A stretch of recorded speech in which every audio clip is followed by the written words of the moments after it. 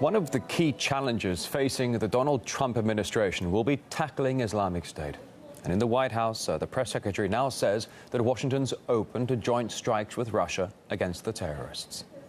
The president has been very clear that he's going to work with any country that shares our interest in defeating ISIS, not just on the national security front, but on the economic front. If we can work with someone to create greater market access and spur economic growth and allow U.S. small businesses and companies to... But just on this idea of doing joint military actions with Russia and Syria. I think if there's a way that we can combat ISIS with any country, whether it's Russia or anyone else, and we have a shared national interest in that, sure, we'll take it.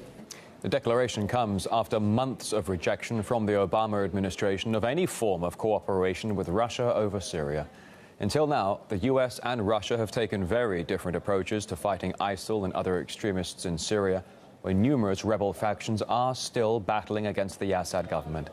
This Tuesday, peace talks led by Russia and Turkey continue in the Kazakh capital, Astana. And RT's Nadira Tudor is there for us now, joining us live. Nadira, good to see you again. We've been waiting for this press conference, hoping to begin at any moment now. Are you getting a sense that there might be some sort of breakthrough announced today?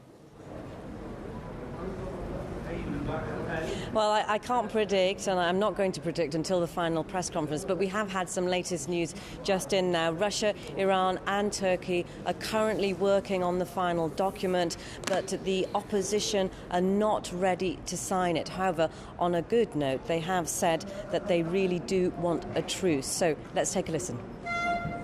The opposition group is working on details of the truce. Expecting that there would be a truce. And they are taking these things seriously. And they are going in very minute details about how the truce should be established.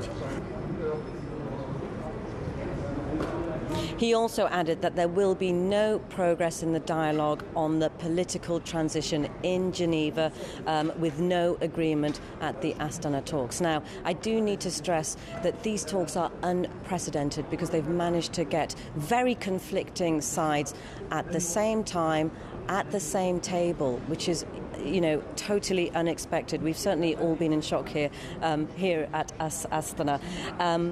And the discussions have been incredibly tense. We've heard harsh words from both sides of the camp. That's the Syrian opposition and the Syrian government. There are those who do not want the negotiations to succeed. If they manage to derail the process, we will have no option but to return to arms. Does this mean we want war? No. We came to Astana seeking to engage in a political process. But if this fails, of course we will not surrender and we will not lay down our arms. The delegation of the terrorist armed groups gave its own interpretation or misinterpretation of these agreements. They did not behave. They did not act according to the provisions and the references of the meeting, and this is why everybody got surprised. And let's not forget that Turkey, Iran and Russia have helped the process considerably by trying to get all the sides to come up with a joint resolution. Russia needs to demonstrate its role as guarantor.